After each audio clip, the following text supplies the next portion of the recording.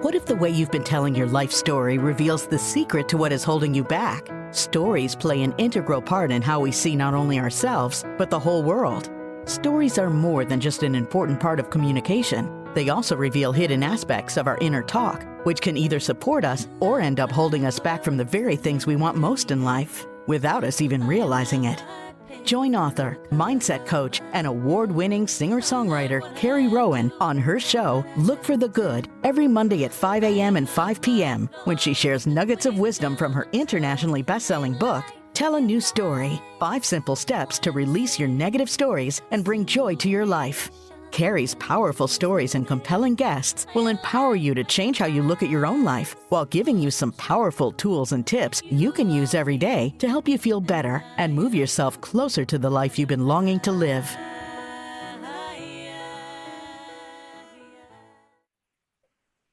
Hello, everybody, and welcome to Look for the Good. I'm your host, Carrie Rowan, mindset strategist and coach, and I love sharing nuggets of wisdom about the stories we tell each other, and more importantly, the stories we tell ourselves. So join me and my special guests as we share our personal stories of strength and triumph every week on Dream Vision 7 Radio Network. You can listen online on your mobile device, in your car, or ask Alexa to play Dream Vision 7 Radio. And you can tune into the show every Monday at 5 a.m. and 5 p.m. Eastern Time to get real stories and real tips on how to turn your story and your life around. And join us as we evolve and unite humankind with universal love. So thank you, everybody. Super excited to be here. We have Katie in the wings. Hello. Hi. And we are going to have a great conversation. I'm very excited about this today because we are going to talk about some really awesome things here. We are talking about our stories. You know, I love to talk about your stories. I love to talk about, especially those stories, those hard ones, the stories that we think we can't share with anybody because it's something happened, something happened that we didn't want to happen in our lives. And it somehow wounded us and we carry that story. But here's the secret. When we share that story and we get that story out, that story is usually our biggest story of triumph, right? It's our story, our turnaround story, the comeback story. Everybody loves the comeback story. And we need to stumble and we need to fall sometimes so that we can get ourselves back, brush ourselves off, and have that story to share and inspire with other people about how we overcome something, right? Because when we can share our stories, they're really just a reflection of each other, right? My stories are a reflection of Katie's stories and vice versa. So when we're able to share those fully and get to the end of that story and show the turnaround, it can be so transformative. And it also gives other people permission to share their deep stories and how they turn that around, because everybody has those gems of wisdom in them just waiting to be shared. So that's what we do here at Look for the Good. We're retraining our brains to look at those stories and find the good in them, because there is always something good that comes out of that, right? Life is always happening for us, not to us. And that's the kind of mindset we like to adopt here. So hello, Katie. I'm so excited to have you here today. Hi there. I'm happy to be here. Thanks so good. And Katie and I, you can't see on the radio, but we both have our blue on today. So I love it. We're matching and we didn't even send the email out. So Katie, I'm going to tell you a little bit about Katie. She's got this amazing background. And she's the founder, the owner, and the director of Women of Wisdom. And I'm sure you guys have heard of that. It's pretty famous here in these parts of Massachusetts. And I've been there many times myself and I've met her many times. So we're going to talk a little bit about that. And I'm going to tell you where you can go and see her and find her in person for some amazing things that she's doing at the expo. So Katie is a passionate advocate for healing. She believes that everything in one way, shape, or form is about healing and empowering people, and that all decisions are made from one of two places, either from love or from fear. Women of Wisdom is an expression of that belief. And for the last 25 plus years, she's dedicated her life to offering healing through a variety of means to all those that search for empowerment, growth, peace, joy, hope, and most importantly, more love in their life. I love that, Katie. That's really, really powerful. And I want to share something really fun with you today before we get into more of her story, because I know now you guys are like, oh, we want to hear more from Katie about that. I want to share, Katie's the sponsor of the show, and let me share a little tidbit from our sponsor. Would you like to experience profound healing? Do you desire to live with greater connection to the divine? If you've ever dreamt of exploring a new career in the healing arts, Women of Wisdom can support your journey to a better life. Not only are we a beautiful and unique gift shop, we're a sanctuary for spiritual and personal growth, offering classes, workshops, mediumship readings, and our extraordinary schools of wisdom. Find out about the 10 life changing programs at our schools of wisdom designed to bring profound healing and more joy to your world. Go to womenofwisdominc.com. That's womenofwisdominc.com, or visit our store in Northeastern Massachusetts. Thank you, Katie. I love that. I love what you do. I've always admired your work.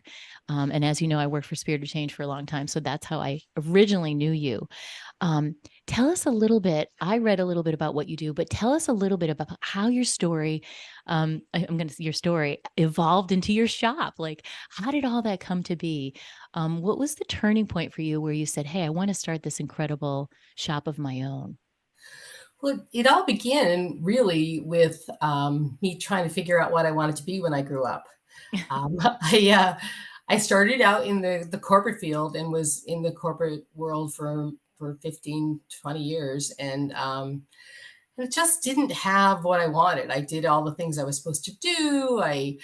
Climbed the ladder and rose to the top. And I thought, okay, I should be happy now. I've done everything you're supposed to do. And I really wasn't. It was a little bit cutthroat for me, very lots of isms, lots of sexism, racism, patriarchy, lots of things I just couldn't get behind. And when I finally realized it was sort of robbing my soul, I decided that it was time to move on. And I had actually left the corporate world twice. I left it once and swore I'd never go back. And then I ended up um, getting married and needed to earn a living. And so went back to the corporate world. And the second time that I left, I'd had it. And I decided I needed to figure out what I wanted to be when I grew up because that wasn't working for me anymore. So Mm. I set to finding that. I had lots of friends in different industries and they wanted me to all come work for them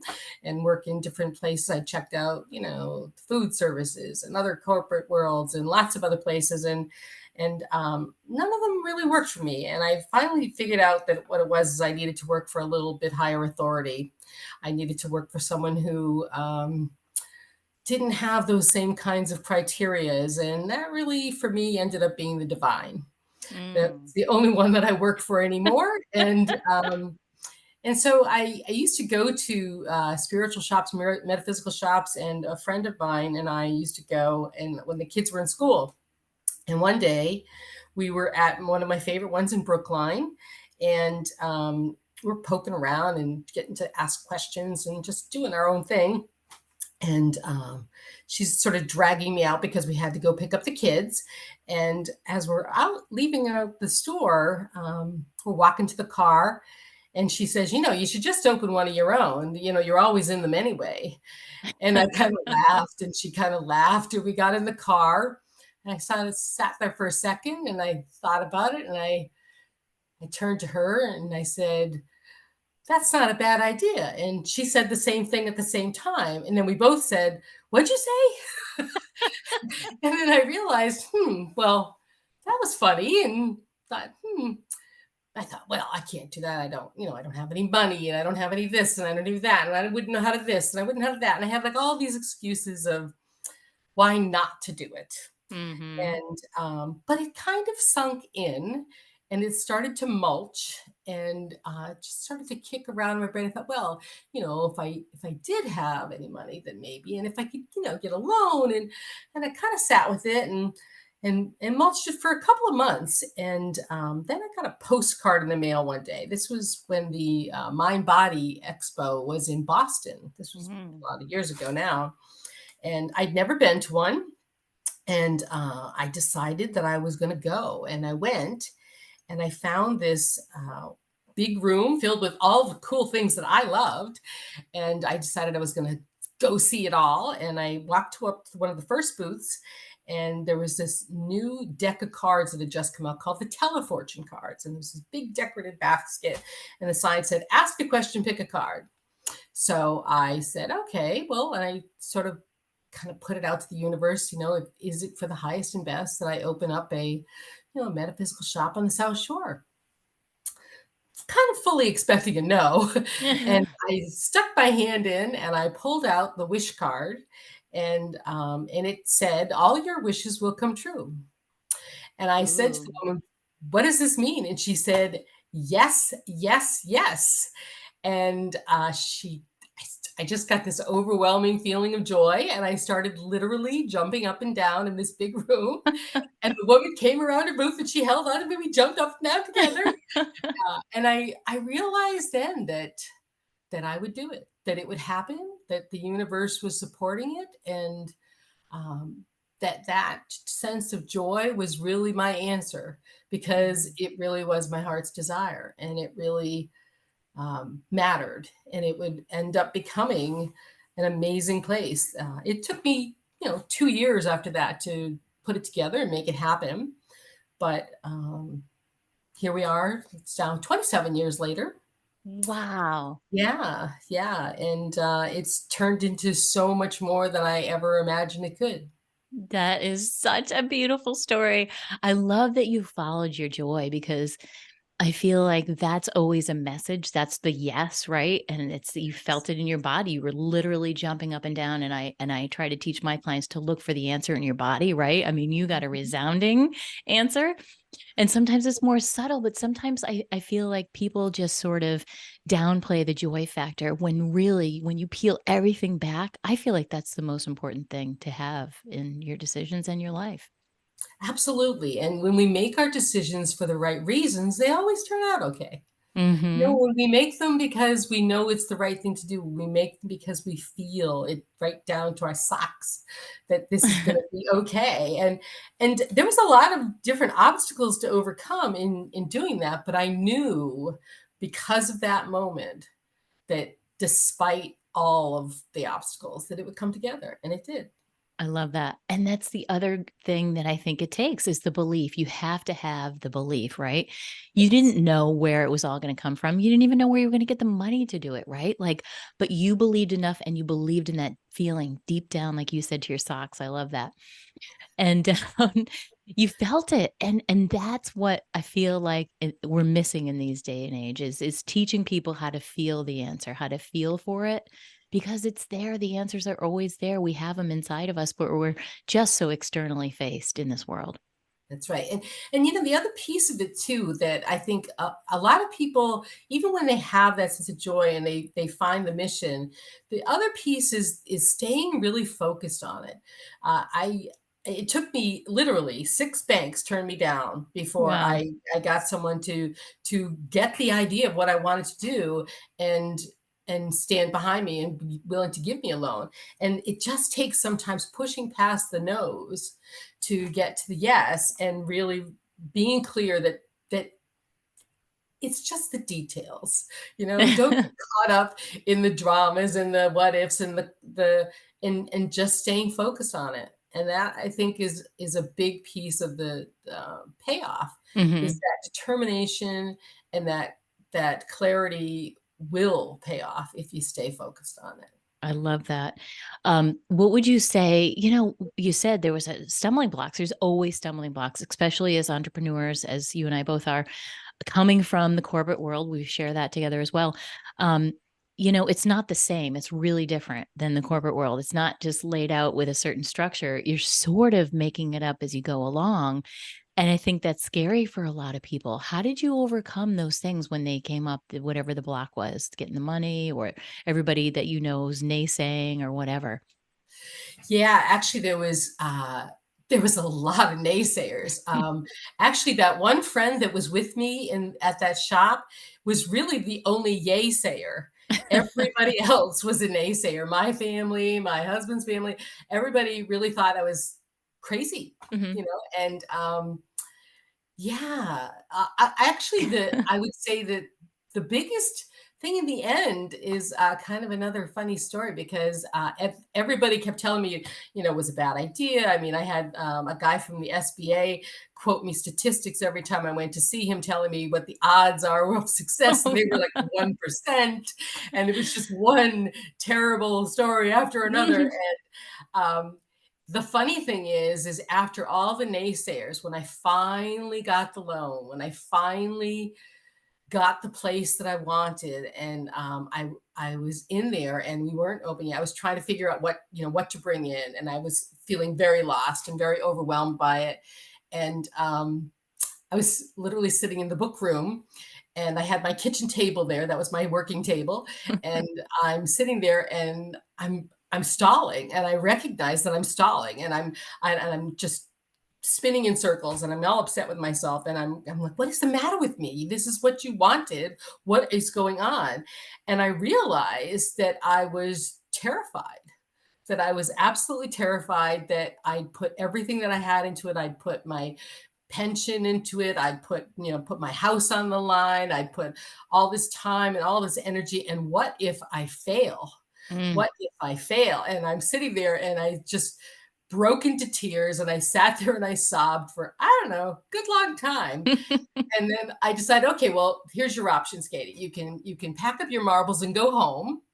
You can go back to the corporate world. You can figure out something else. There's only so many things you can do. Or you can face the fear and do it and risk failure. Yep. But if you don't try, you'll never know. Mm. So I opened up the window, and this is again the new place that I just rented, and I screamed out to the universe, I don't care how scared I get, I'm going to do this. I Over love it. and over and over till I actually believed it. Wow. Probably 5 or 6 times. And then I looked across the street and saw my new neighbor That's awesome. sitting looking at me like, okay, crazy lady moved in across the street. But it That is helped. awesome. And it got me to get out of my own way, and here we are. I love that. That is amazing.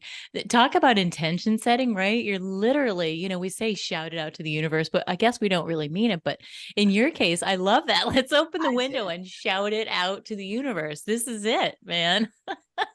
Yeah, I love it. And you set the tone, and you're in your new building, and you're sort of like setting the energy in the building, right? You're like, this is going to happen, universe. And I'm here, and I'm ready, and I've done all these things. So, help me out. Show me the next best way. that's right. It That did. is, It did. and it did, because that's what we said, you'd make the leap, and then the universe has your back. The universe is going to show you the way. And I think that's where a lot of people falter, is like you said, but here's the thing. I feel like when we go through it, you just said you felt that fear of failure. Maybe this won't work. Oh my God, I put everything into this. And then the mind starts going crazy with anxiety, but that's because we're up here in the head, not in Exactly. that body where all those answers are, where you got that hell yes, if you will, Mhm. that big burst of joy that said to do it, right? And that's Exactly. where we get into trouble. Right up there. What do you do? What's one of your little tricks or tips when you feel yourself? I love that you recognize it too. You're like, wait a second, I'm spinning up here. And then how did you brought it back down to your body? So, give that to somebody as like a little tip, like what they could do in their situation if they were up in their head spinning around in the fear. Yeah, I always find that for me, I'm very clear that when I'm up in my head, that's where the fear lives. My heart knows the truth, but my head likes to argue with it. Yeah. So for me, I just try to get out of my head, and I come to my heart. My heart for me is it's the center point. It's where the truth is. And if I can just take a few breaths and close my eyes and connect to my own heart, then I know. Then I just Mm. know. And that's very reassuring to me, because I can get pretty lost up in my head, and in this, world of chaos that Mhm. can be challenging. So I go to my heart, and then I just sit and listen. And once I hear the truth, then it's just having the faith to follow through. I love that, in this world of chaos. It's true, because we've got to find that quiet time for ourselves where we can really listen to our heart, which is much quieter than the ego, which likes to scream and yell. and tell us, oh, be careful this and this is going to happen, watch out. But when we have a little way for ourselves, and everybody has to kind of figure out what that is, what works for you, but taking that time and recognizing it is always the first step. Hey, wait a second, I am not in my body right now, leave your desk, go for a walk, whatever, jump in the shower, switch the laundry upstairs, whatever it is. Yep. To get you out of that. You talked a lot about focus too, and it's changing your focus. It's switching to, which is what we do here, change your focus to look for what's good about this, That's right. A very old colleague of mine, actually from the corporate world, once said to me, if you want to be a good manager, because I was a manager in so many ways, don't look for what people are doing wrong. Try to catch them doing something right. I And I love loved that. that. Yeah, I did too. And I really tried to make that part of how I worked is, because nobody is worried about getting caught doing something right. It's so true. So, and nobody ever gets, half the time we don't get that atta girl when we do something right. So I think when we get caught doing something right, it's almost shocking to people when you go, that was a great job you did on that. And they go, oh, okay, great. Thank They're so you. right. They're probably holding their breath like, what did I do wrong? I love that. I think that's great. I think we're going to leave everybody hanging on that little tidbit because it's so good. We're going to break for a quick message right now. Hold tight, everybody. We'll be right back with Katie. Hello, everybody, and welcome to Look for the Good. I'm so excited. I'm here with Katie, and we were just having this great moment. I know you guys are waiting for her to come back on because we were talking about catching people doing something right. And I feel like it's super counterintuitive to what most people think about, looking for what's wrong, because wrong is always there. It's always available, right? I even like the concept of I think I read about that one time in a parenting book, catching your kids doing something right. So I love that. I just love that. Tell us a little bit more. It seems like I've been in your store and it has such an incredible feeling to it. It's got a great centered energy. We were talking about the fact I saw Cheryl Richardson one time there and her husband, and that was really cool. You guys do a lot of awesome things. Tell me a little bit about what's your favorite class that you teach, that you offer, that people would be really interested in finding out more about.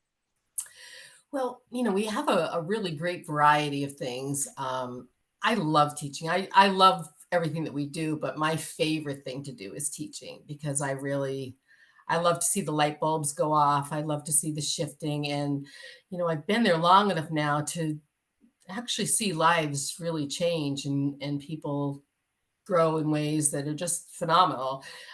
So we have a really wide variety.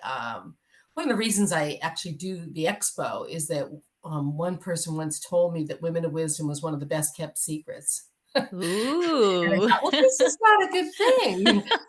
And I was kind of asked by my angels to, get out there and let the world know, which is not necessarily my forte, but we have a lot of different kinds of variety of things. My favorite to teach, I really like doing the holistic work. Working with Reiki, working with the healing arts. I teach a lot of those classes. I teach hypnotherapy, and those. They change lives. I Mm. really just love to see the life changes from it, helping people with health issues, from helping people with dealing with emotional traumas, helping them to change the patterns of their life that have kept them stuck in the mindsets that have been in the way, to working with the inner child and Mm. working with the parts of you that are sabotaging. So I really love all of the energy work that I do, and I have a private practice as well with clients. So I get that honor and privilege, really, of working with people to really create life change. That's probably my favorite, but we have a Yeah. lot of other kinds of classes and programs as well. I love that. It's really powerful.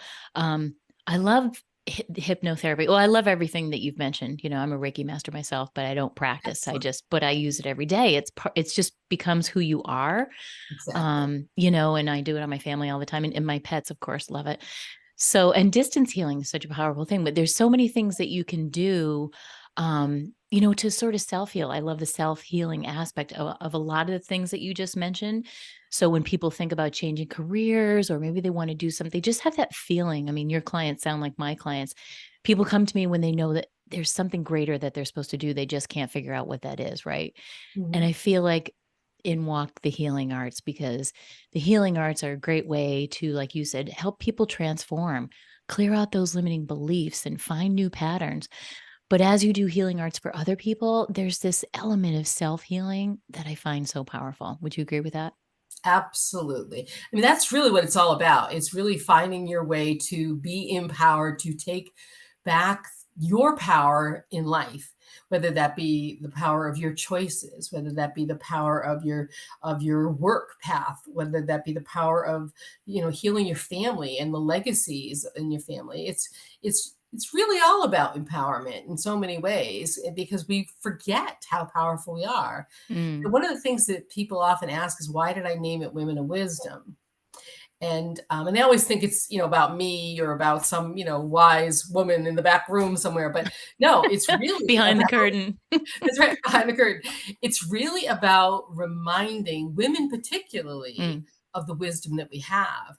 And I find that, men often don't forget their wisdom, but women, little by little, piece by piece, tend to hand over their power, hand over their time, and hand over their energy, because we love our families and we want to contribute to our society. And so women needed reminding of the wisdom that we have, and that Mm. we always have choices. And so that's why it got named Women of Wisdom, to remind women of their wisdom, and that they Oh, can find it and exercise it anywhere, anytime. that is so powerful. I love that. That so resonates with me on such a deep level. I wrote a song called Take It Back, Oh, and great. it's right up your alley. It's all about that, how we give that power away all the Mm, time. And that is such a it's just everything you said is so true, and, women do that as we're the givers, right? We're always giving. We give so much of ourselves that sometimes when people come to us for healing, they forget. They forget what they love. They forget what gives them passion, and I love that that's the reason that you named it because people do. Women need that reminder. We need to embrace what we have internally. We talked a little bit about our intuition, and we are the queens of intuition, right? That is our superpower. And so, but we forget, or there's so much other stuff blocking it that we can't hear it anymore. And I love that you teach women to go in there and kind of clear that stuff out so that we can go back to who we really are innately. exactly. Remember who you are. Exactly. And that's really, really, really powerful. So I love that. And this, we talked about the self healing. What would you say? I guess the other thing I wanted to say too is like, this externally focused world, I mentioned that before, it's very distracting. I feel like there's so many things pulling for our attention that we forget to go inward. And I Yes. really believe in having some sort of a practice. What would you recommend for people to get some kind of a practice to bring themselves back to themselves, to remind themselves every day of their personal power? Yeah, I really think that listening is the greatest gift that we have. We spend an enormous amount of time talking, but a wise person once said to me, "We have two ears and one mouth. We should be listening twice as much as we talk." And I think that's really true. I know for me in my own healing journey, I was focused on listening to everybody else except me, and Mm. I really had to struggle to hear my own truth. And someone once said to me, "Katie, you really need to learn meditation." And I tried meditation. It was like torture for me. It was like sitting down and doing nothing was like an impossible thought. And when I did finally learn how to basically just sit down and shut up, okay, then I found that there was a voice of truth that was right there. I just needed to learn how to listen. And Mm. so quieting oneself, whether that be learning how to quiet the body by relaxing it because maybe it's in pain or maybe it's stressed out, or quieting the mind because it's screaming and yelling and shouting and busy and overwhelmed, or quieting the emotions because they're being, held in, or they're being restrained in some way, shape, or form. So they're just rising up and trying to get out. So what needs to be quieted so that we can Mhm. truly hear the soul? We can truly hear our own truth, and then we can move forward. It's just, what steps do I need to take? And for me, meditation, although challenging to do, um, saved me, because I was Mm. able to calm the body, calm the mind, and calm the emotions to get to that truth through meditation. I And it's love just that. being dedicated. If we don't succeed at it the first 5 times or the first 10 times, do it 20 times, do it 50 times. Just make a habit of it every day to be, because I was a very good doer. I wasn't a very good beer, to be for some amount of time every day. And it'll be in that quiet time that not only you'll be able to get through to yourself, but you'll also be able to connect with your angels and your guides and all that is. And get those answers that we're looking for. I love that Absolutely. because we're trained, we're taught to give that power away, like we said, and to look for other people for the answers. When we're not sure what to do in life, and how I know I'm off and not listening to myself is I start asking other people, and that's when you're like, oh wait, I got to reel this back in here. This is my decision. This is my choice, and people can give you their opinion, but nobody really knows what it's like to be you in your wholeness, right? What are your And the intentions, things right? that matter to you. Yeah, your own Exactly. criteria. Yeah, everybody's are different and they're looking through their lens and your lens is completely different. It's good Mhm. to be able to learn how to look through somebody else's lens, but when you need to find answers for yourself, we have to go back to depending on ourselves, and I really love that. I also love that you said it's got to be a dedication, right? You got to be dedicated to doing it, because Mhm. I don't know about you, but I teach people meditation. There's 5 meditations in my book that I wrote that go along with each of the 5 steps to release your negative stories, and people will always say to me, "Oh, no, meditation," just like you said, it was torture. I love that. "I can't do that. No, no, no. I can't make my brain be quiet. I can't meditate. I'm just not very good at it." And I say, just like you, "Well, just keep trying. You don't have it's not a matter of being good at. It doesn't matter because sometimes when you think that your mind is blasting you, like you said, all these things are coming up, they're just coming up to say, 'Hi, let me go,' right?" Mhm. And so once you start to understand what's going on, and you can just sit with it no matter what, you can just be with it. I feel like that's, like you said, that's where the magic happens. That's when you can start to hone back into your own intuition and listen to Absolutely. your body wisdom, right? Reiki can really help too. That Yeah. really helped me a lot to calm my mind because I wasn't good at stopping. And Mhm. Reiki gave me something to do while I stopped. That's a great point. And how so? How do you feel like, 'cause do you think it changed your focus? So you're focused more on the Reiki? It did. It gave, I mean, just focusing on using the symbols, and it really helped to discipline my mind by just having a single focus point on healing. Mm. Just on healing. And that can be a pretty broad spectrum of things, but it, again, an overall of healing is going to get you to your quiet space, I because that's love where that. healing happens. It is where healing happens, and I love that, and just setting that intention. It doesn't matter, I'm just here to find that quiet. I'm focused on healing, I'm focused on allowing whatever is meant to be, which I feel like is sometimes a really good thing to say. Do you have a little mantra that you wanna share? Something that you say to yourself often when you're stuck in troubled times? People usually have negative mantras, but something that helps you. Believe it or not, it's pretty simple. It's really, you got this. Mm. You got this. And um, at one point when I started saying that, it was to convince myself that I was going to be okay. You can handle this. It's not going to wipe you out. Um, but now it's become just a truth that I recognize as from the many times that you're called to stretch. When you own and own business and you're really doing something different that's never been done before, that's never been blazed before. Um, it can be terrifying. And I've discovered that when I feel guided to do something, that it's just right.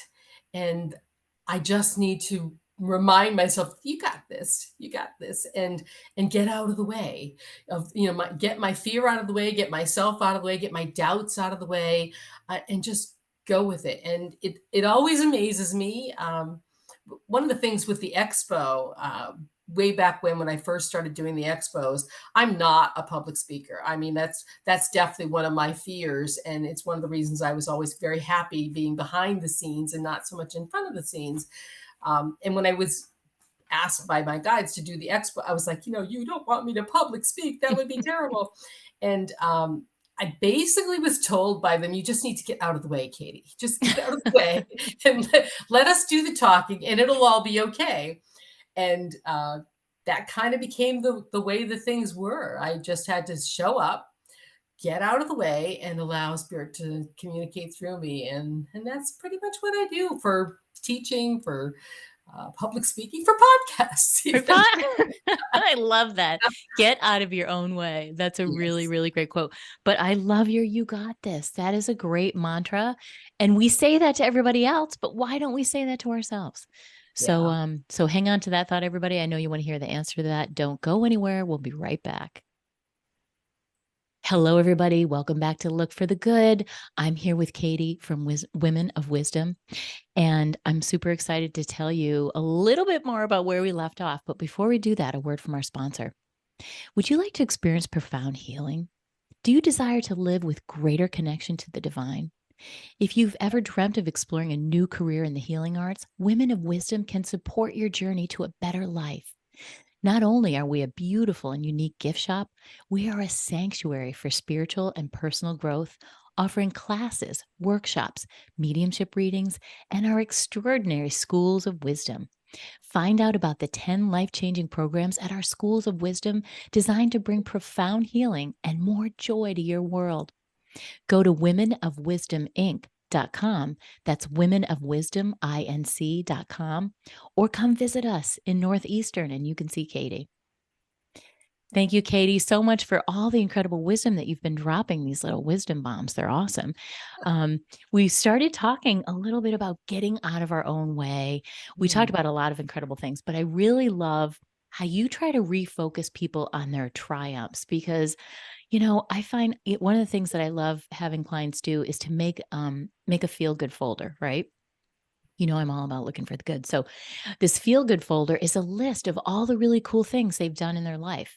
I mean, you can put things on there, of course, the obvious things, degrees or whatever, having children, but getting over stuff goes on that list too, right? Things that I've come up against and I've gotten past. And that to me is a triumph. So talk a little bit about triumphs. I know you're doing a talk at the expo this year. I'd like to hear a little bit about how you focus people on that. Yeah, so particularly, I do past life regressions at the expo. That seems to be what people really enjoy, and oftentimes, I mean, certainly when we look at our past life, there's so much to learn. I mean, there's so many things that our patterns in our past lives help us to see where we're stuck in our present life and what do we need to shift and change. And usually, I do a past life regression that really focuses on what those patterns are so that you can change them, that you can make those changes in this life so the pattern doesn't continue. Mm, But this year, I was really inspired to kind of revamp it a little because people are so down right now. They're worried about things. The energy is very heavy, and I feel like we really needed to focus on what we did right. What we mm, did right in the past life so that we can do more right now. I love that. So I wrote one called Past Life Triumphs, and I'm really kind of excited about it because I think it's going to help people to hopefully reclaim their power, their goodness, their ability to succeed, their ability to take away the good out of maybe challenging situations and move that into their present day living. So, and I try to do that in everything. We really, and even in my healing work, a lot of people they get stuck in how many things are wrong, Mm. and they don't focus on how many things they got right. And it can be very hard to pick up and go on day after day after day when you're beating yourself up for what you got wrong every day. Instead, when your head hits the pillow at the end of the night, wouldn't it be nice to list out all the things you did right? Yeah, I love that. Yeah, the good things I did today, the kind moments that I had, that insight that opened someone's mind or heart, or that good deed that was done. That just helps us to feel good and want to get up the next day and do some more. Absolutely. And it's practicing gratitude, right? You're being grateful for those moments instead of focusing on what I call the woulda, shoulda, coulda stories, and Exactly. The those are wish the worst we hear all stories. the time. We all have those. They're the worst ones because they haunt us and they just go, they're like on this repeat tape, right? Over and over. I shouldn't have said that. Why did I say that? And we're beating ourselves up with these negative mantras. When if we could just shift our focus, like you're saying, shift our focus, make it a practice, make it a discipline so that every night, I've got my little list up there of the 5 things that I'm grateful for. And I remember hearing Oprah speak one time. She said the one single thing that she did that had the most impact on her whole entire life was having a discipline every single night, writing down on a piece of paper in your handwriting the 5 things that you were grateful for that day. Nice. She's a wise woman. She is a wise, she's in your sphere for sure. Yeah, she is. And so I feel like, again, we forget about it. Sounds so small too, like people are like, oh, well, practicing gratitude. Of course, I'm grateful. Something good happens. I feel grateful, but that's not really what it is, Mm. right? Share a little bit more about intentionally looking for your triumphs. Yeah, mindfully sitting down and really counting those blessings. It really is it, a way of affirming Mm, all that we are, a way of bringing our what's the word? Bringing an appreciation, not just for the universe and the gifts in it, but for ourselves as a part of that universe. We think of ourselves as very small sometimes, the grain of sand in the ocean of the world, but every grain matters. And if we could all take that power and utilize it for good and remind ourselves of what good we're capable of instead of our failings, I think that helps us to be our best self every day. It inspires us to rise every day during the difficult times because times are challenging for a lot of people. And I think when we have someone, a cheerleader, even if it's ourselves, reminding us of our goodness, then we inspire to be better. absolutely. I love that. I just love the way you sum that up. And then more an inspiration for other people because people can feel that, right? That's a vibe, when It is. somebody's stuck in their own head of anxiousness, they're not really listening to you. You don't feel that connection with them.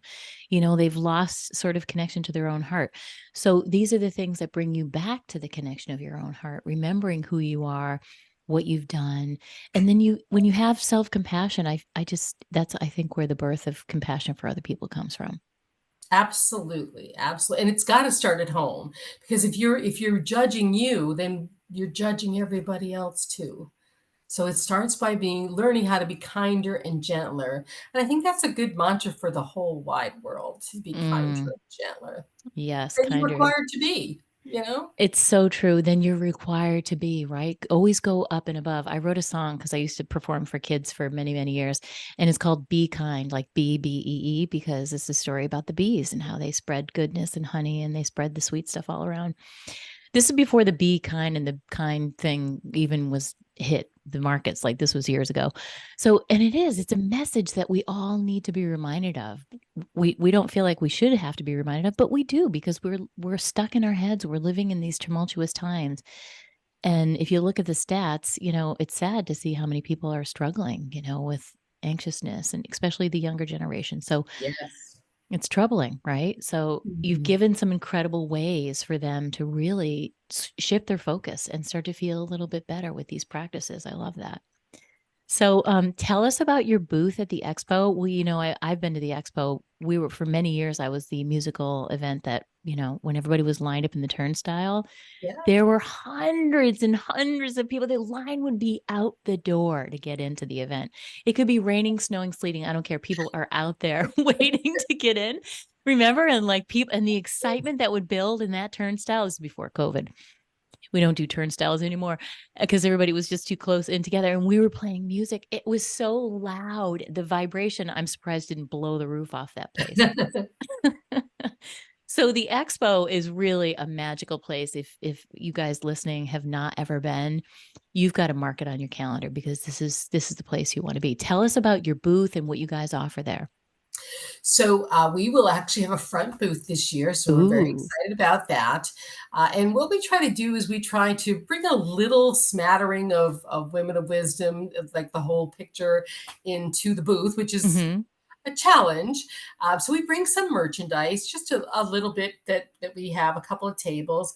But it's an opportunity for all the students that have graduated from the schools to share their gifts, to share what they've learned, to do treatments. So we have 2 massage tables going where we offer group treatments, which are phenomenal because you don't have a lot of opportunities to get a group healing anymore. Mm-hmm. And we have a couple of different varieties that are available. We have people doing several different kinds of Reiki, from Asui Reiki to Holy Fire, Mm. Karuna. And we also have people doing the Native American shamanism, Akishni, which is another healing modality that's taught at our Earth Medicine School, our shamanism program. So we have students from that, and we have readers from our angel school and from Mm. our mediumship school and from our animal communication school. So we Wow.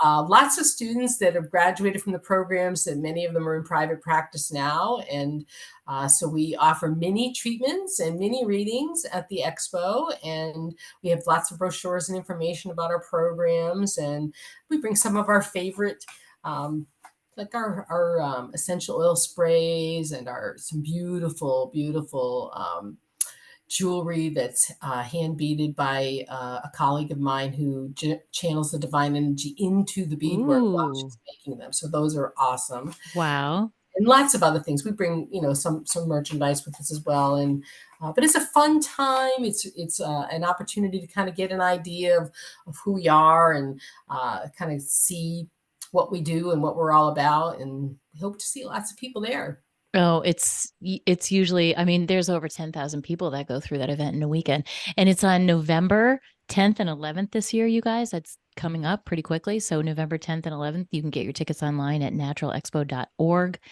That's naturalexpo.org. And you can go meet Katie in person. She will be there with all of her wisdom, and you can sign up for a class with her. I just love all your offerings. There's a lot of really incredible stuff. And remember, jump over to their website if you want to find out more about taking any kind of classes, learn more about what they offer there. Go visit them in person, or go to womenofwisdominc.com, womenofwisdominc.com, and find out more. Visit them at the expo. It's really an incredible, if you've never been there, like I said, it's just so mind blowing that there's all those incredible vendors there under one roof, right? Plus, there's like 60 classes, I want to say. There's 60 workshops, plus the vendors. And actually, the teacher for the Wicca School will also be there with me. I'm hoping to get a couple of the other teachers to swing by the booth.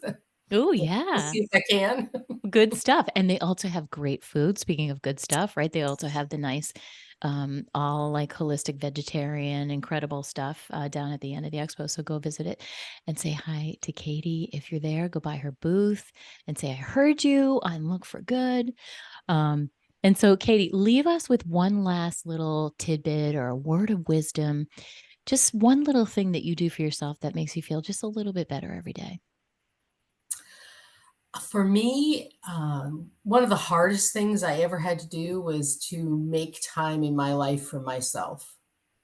So that is one of the gifts that I give to myself every day. I try to give myself at least half an hour of time to do whatever, whether that be something mindless, whether that be listen to my favorite songs, whether it be just being. I try to take 30 minutes a day for me. And that keeps me connected to me. It keeps me aware of my hopes, my dreams, my fears, whatever, so that I can be fully present in my life. I love that. 30 minutes a day. And, that's not a lot of time when you look at how much time we have in a day. 30 minutes a day, instead of looking at your phone or whatever, give yourself that gift. And I always tell my clients to make it non-negotiable, and do it in the morning, right? Like pick a time, maybe evening works best for you. But I always find for me, I'm a morning person. I like to do it in the morning, my meditation, or I have these little cards that I flip through to remind myself who I want to be, what my intentions are, right? What our goals are, if you like goals. And yeah, just giving yourself that time, maybe with your cup of tea and just that quiet time to listen to yourself and get your intuition all geared up. And I will say, and I do it first thing in the morning now. I didn't for many, many years. If you start your day that way, it makes the whole day go really wonderfully because you're Yes, connected to yourself. it's so true. And I find that when I start my day that way, it's like you've got this wave of calm that it's like the practice off the mat, we say with yoga, right? It's like the same thing. You take it with you when you leave that, and you're able to you just have so much more capacity for life, to give to Exactly. other people. Yeah. It's the whole oxygen mask theory, right? Exactly. Well, Katie, this has been so amazing having you on Look for the Good. You are just so wise, and I just loved hearing all your stories. So thank you for sharing with us today. Thank you so much for having me. Very much appreciate it. Absolutely. And remember, everybody, go find out more at womenofwisdominc.com. Go see her at her booth at Women of Wisdom at the expo in November. And thank you so much for tuning in. And remember, it is never too late to live your best story. Be well.